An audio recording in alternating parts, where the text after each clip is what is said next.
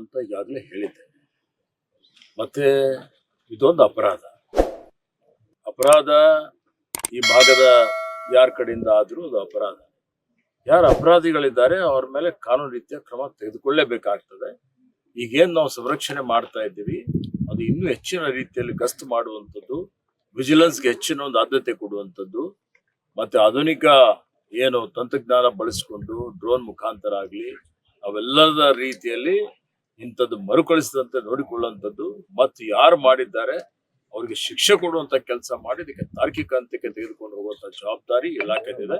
ಆ ಇಲಾಖೆ ಮಾಡ್ತದೆ ಅನ್ನುವಂತ ಮಾತನ್ನು ಹೇಳಿಕೆ ಬಯಸ್ತಾ ಡಾಕ್ಟರ್ ಅವರು, ನಮ್ಮ ಹಿರಿಯ ಅಧಿಕಾರಿಗಳು, NTC ಇಂದ ಒಬ್ಬ ಪ್ರತಿನಿಧಿ, ಈಗ ನಾವೇ ನಿನ್ನೆನೆ ನನಗೆ ಗೊತ್ತಾದ ತಕ್ಷಣ ಉನ್ನತ ಮಟ್ಟದ ಒಂದು ಸಮಿತಿಯನ್ನು, ತನಿಖಾ ತಂಡವನ್ನು ರಚನೆ ಮಾಡಿದ್ದೇನೆ. ಶೀಘ್ರದಲ್ಲಿ ವರದಿ ಕೊಡ್ಲಿಕ್ಕೆ ಸೂಚನೆಯನ್ನು ಕೊಟ್ಟಿದ್ದೇನೆ.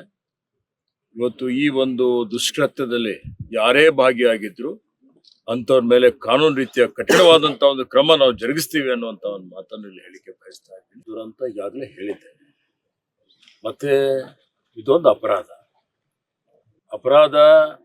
ಈ ಭಾಗದ ಯಾರ ಕಡೆಯಿಂದ ಆದ್ರೂ ಅದು ಅಪರಾಧ. ಯಾರು ಅಪರಾಧಿಗಳಿದ್ದಾರೆ ಅವ್ರ ಮೇಲೆ ಕಾನೂನು ರೀತಿಯ ಕ್ರಮ ತೆಗೆದುಕೊಳ್ಳೇಬೇಕಾಗ್ತದೆ.